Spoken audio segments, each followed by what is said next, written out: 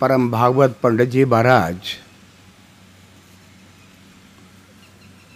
एक बहुत ही मार्मिक एक बुढ़िया की गाथा बताया करते थे। कहते थे गौतमी नाम की एक वृद्धा एक गांव में रहती थी, गरीब थी, एक ही पुत्र था उसके, वही उसका सहारा था। बस उसी को देख करके वो खुश रहा करती थी। हुआ क्या कि एक दिन उसके उस बेटे को किसी सांप ने काट लिया, उसकी मृत्यु हो गई। अब वो बालक को देखती है बार बार, अरे ये नहीं सो गया है, मरा नहीं। गांव वाले आए, मोहल्ले पड़ोस वालों ने बहुत समझाया कि माँ इसकी मृत्यु हो गई है, अब इसका शव हमें दे दो, हमें इसका संस्कार करा देंगे। कि नहीं नहीं, ये मरा नहीं है। बहुत कुछ कहने पर भी वो नहीं मान रही थी। आरत के ओर रहे न चेतो, जो आरत मनुष्य होता है सब ज्ञान भूल जाता है ऐसी स्थिति में। ऐसे उसका सब ज्ञान लुप्त हो गया था। उस पुत्र को देख रही थी, उसके शव को। एक वृद्ध पुरुष थे, उन्होंने कहा ये ऐसे इसकी समझ में आएगा नहीं। वो कहने लगे कि हाँ, इसको जीवन दान मिल सकता है। यहाँ पर थोड़ी ही दूर पर भगवान बुद्ध विराजते हैं, आजकल बहुत पास में ही है, तू वहाँ इस पुत्र को लेकर के चल, वो इसको जीवन दान दे देंगे। बुढ़िया की बात मन में बात समझ में आई कि हाँ ऐसा हो सकता है। बस उस अपने मरे हुए पुत्र को अपनी छाती से लगाए हुए चली जा रही थी। किसी तरह से पहुंची और उनके सामने उस बच्चे को रख दिया कि आप इसे जीवन दान दीजिए। लोग कहते हैं कि इसकी मृत्यु हो गई है, मुझे विश्वास नहीं होता है। आप इसको अगर मृत्यु हो गई तो जीवन दान आप दे सकते हैं।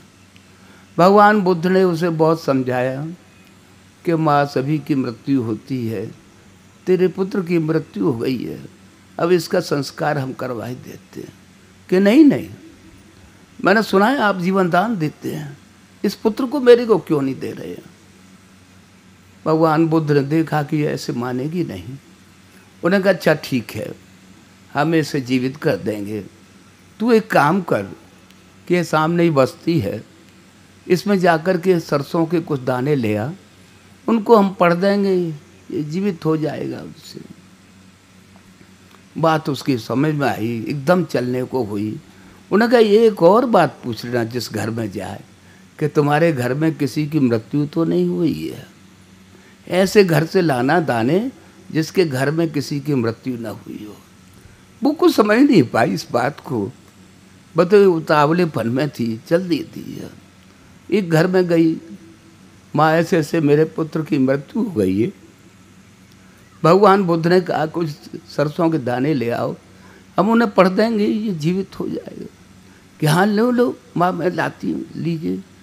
कि एक बात और कही थी उन्होंने कि जिसके घर में किसी की मृत्यु नहीं हुई हो उसके घर से लाना। वो कहने लगे अरे आप क्या बात कह रही हैं, इस घर में तो इस परिवार में न मालूम कितने चले गए, क्या कितनों की मृत्यु हो गई। बात नहीं समझ में आई और घरों में गई, यही सब तैयार हो गए देने के लिए। सब ने यही कहा कि अरे किसकी मृत्यु नहीं हुई है, ऐसा घर तुम्हें कहाँ मिलेगा। बस वो दाने तो मिले नहीं, उस बुढ़िया को वो ज्ञान प्राप्त हो गया, हृदय बदल गया। भगवान बुद्ध के समक्ष पहुंची, दाने कुछ ले आई सरसों के कि महाराज दाने तो नहीं, उनकी जगह पर आपने मुझे ज्ञान दे दिया है। मेरे पुत्र की मृत्यु हो गई है, अब इसका संस्कार करा दीजिए। ऐसे ही घोर विपत्ति काल में भी ये ज्ञान एक प्रकाश देता है। तब मनुष्य देखता है कि अरे ऐसा तो सबका ही होता है, सब कुछ। वो ज्ञान प्राप्त हो जाता है, तब कहीं देखता है कि अरे ये तो सभी के साथ ऐसा होता चला आ रहा है, वैसे नहीं समझ आता है। ऐसे ही महापुरुषों की शरण में जो पहुंच जाते हैं, उनका स्मरण करते रहते हैं, उनके ऊपर कृपा होती रहती है। गुरु महाराज ऐसे ही महापुरुष थे, जो भी उनके समक्ष आता था ऐसे ऐसे लोग आए कि जो कि चाहते थे कैसे क्या क्या काम किए हुए थे, बस बदलते चले गए, कुछ के कुछ हो गए। अंगुलमाल के समक्ष भगवान बुद्ध पहुंचते हैं, क्या था उसका काम? मार काट करना सबको, यही सब काम रह गया था उसका। बड़ा निशंस व्यवहार हो गया था। बस भगवान बुद्ध के समक्ष पहुंचते ही वो तलवार उसके हाथ से गिर जाती है, बस उसे फेंक देता है, उठाई उठती नहीं है, उनके पर शरणापन्न हो जाता है। महाराज मुझसे तो बड़े अपराध बन पड़े हैं, ऐसे अपराधी का कहीं ठिकाना है नहीं। उन्हें कहा कोई बात नहीं है, संत दरस जिम पातक डराई। संत के दर्शन मात्र से ही ये जितने भी पाप जाने अनजाने हो जाए करते हैं जीवन में, सब भस्म हो जाते हैं। ऐसे संतों के सानिध्य में बैठ करके ही वो ज्ञान अनायास ही प्राप्त होता है और जीवन बदलता चला जाता है। पंडित जी महाराज कहा करते थे, गरम लोहे को अगर काटने के लिए तुमने गरम छेनी ले ली तो कटेगा नहीं, वो भी गल जाएगा उसमें। इसलिए जितनी ठंडी छेनी होगी उतनी जल्दी वो कट जाएगा। ऐसे ही जो बहुत क्रोधित व्यक्ति हैं, ऐसे महापुरुष के समक्ष आकर के जो कुछ बात करते हैं, वो कर्कशता में बात करते हैं और उधर से उत्तर बड़े शांति से आनंद ऐसा मिलता है कि उनका हृदय ही बदल जाया करता है। ऐसी ये कर्कशता अंतर से अनायासी बस लुप्त हो जाती है। कहने सुनने की बात नहीं है, ये तो प्रत्यक्ष देखी हुई बात है। पंडित जी महाराज के समक्ष एक ऐसे आते थे, शिक्षक तो थे लेकिन कुसंग में पड़ गए थे। बस वो डाकुओं के साथ रहने लगे, माल लाने लगे इधर उधर से। एक जगह ऐसे ही वहाँ पर दूसरे पक्ष से भी फायरिंग हुई और उनकी एक बाँह कट गई, दूसरी बाँह भी डैमेज ऐसी हो गई कि उठाई नहीं उठती थी। असहाय अवस्था हो गई। कुछ सत्संगी भाई थे, उन्होंने उनकी असहाय अवस्था को देख करके बस यही सोचा, इन्हें पंडित जी महाराज के समक्ष ले चले। ये हाल हो गया था उस व्यक्ति का कि चेहरा बड़ा कुरूप हो गया था, बाल बड़े बड़े अजीब से थे। उन दिनों में सोमवार का सत्संग होता था, आसपास के लोग, एक हमारे यहाँ दुबे जी हैं, उनके यहाँ एकत्रित होते थे। बस उन्हें वो लोग करके लोग पहुँचे, देखा कि इसने ऐसे ऐसे काम किए हैं साहब। अब इनका हाथ एक तो चला गया, वैसे ही टूट कट गया, और दूसरा हाथ ऐसा हो गया है कि जो उठाए नहीं उठता है। शौच इत्यादि भी वो दूसरे ही कोई करा देता है तब कहीं साफ हो पाता है इनका। भोजन कोई इनके मुंह में देता रहता है तो खा लेते हैं, ये अवस्था है। पंडित जी महाराज देख करके द्रवित हो गए कि भाई गुरु महाराज कृपा करेंगे, तुम आते रहो। बस वो आते रहे, बार बार पहुंचते रहते थे, लेकिन दशा वही थी, कोई उनके साथ हो तो उनका संग देता। ऐसे ही एक दिन अपने घर में बैठे हुए थे, कोई था नहीं, बहू थी छोटे भाई की, वो पर्दा करती थी।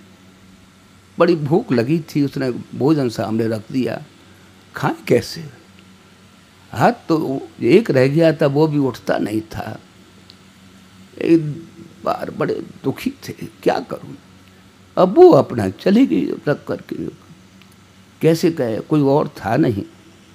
बस एकदम उन्हें विचार आया, अरे पंडित जी महाराज का स्मरण आया, अरे वो कृपा करते हैं, दया करते हैं। धीरे धीरे वो हाथ जो था बिल्कुल व्यर्थ हो चुका था, बस रोटी पे जा कर के टिक गया और रोटी तोड़ने लग गए, धीरे धीरे मुंह तक पहुंच गया, खाना खा लिया। अब तो जीवन बदल गया उस व्यक्ति का। पंडित जी महाराज की शरण में पहुंचा कि महाराज मेरा तो जीवन बदल दिया आपने, मैं कृतार्थ हो गया, मैंने क्या क्या कार्य किए थे और आपने ऐसी कृपा की कि मेरा ये हाथ जो थे बिल्कुल व्यर्थ ही हो गया था, एक तो रहा ही नहीं था। अब इससे मैं अपना भोजन कर लेता हूँ और अपने सब कार्य कर लेता हूँ, ये कृपा है। तो ऐसे महापुरुष ऐसे आर्तपुरुषों को देख करके द्रवित हो जाते हैं, फिर कुछ अधेर रह नहीं जाता है। वो तो बस कृपा करने का स्वभाव है। सूर्य प्रकाश देते हैं, अगर हम प्रार्थना करें या न करें, वो तो प्रकाश देने का स्वभाव है इस सूर्य का। उनके समक्ष पहुँच पर तो जाएं, बस अंतर बदलता चला जाता है। कुछ भी तो नहीं करना है, बस समक्ष होना है उनके सम्मुख होए जीव मोहि जबहि, जन्म कोटि अविनाश तबहि।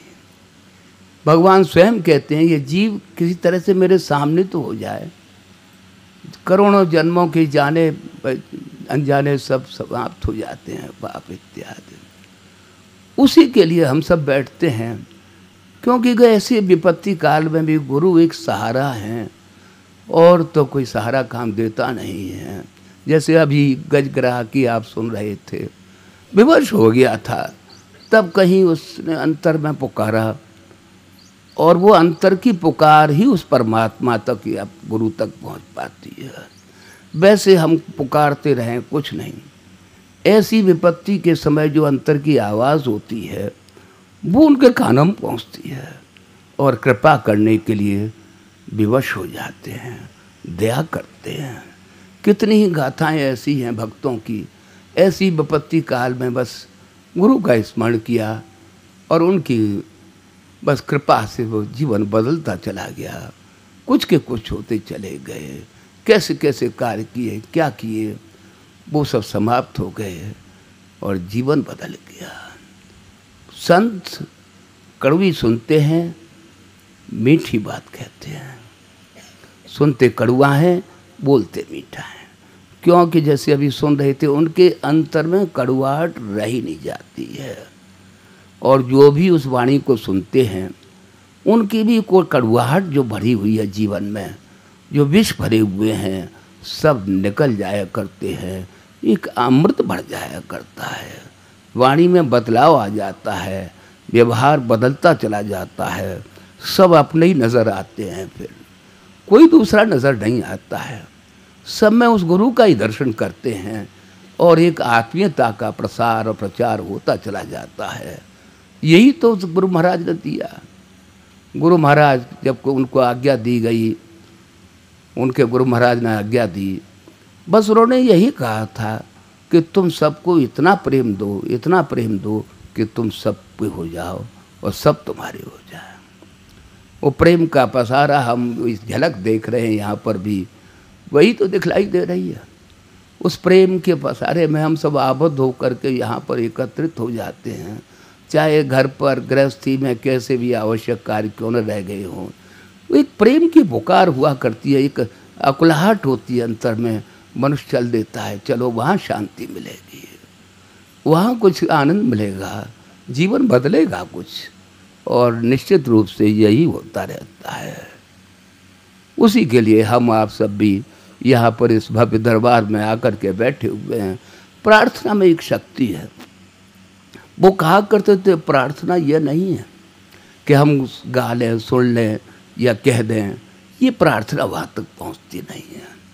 प्रार्थना तो हृदय की पुकार है, हृदय की एक हूक है जो उस परमात्मा अथवा गुरु के कानों में पहुँचती है और वो कृपा करते हैं, दया करते हैं। उसी के लिए गुरु महाराज से बस प्रार्थना करते रहना चाहिए, बस कृपा करेंगे, दया करेंगे। यहाँ पर ये नैवेद्य रखा हुआ है, हमारा क्या वो है कि हम अर्पण कर पाएँ इस नैवेद्य को।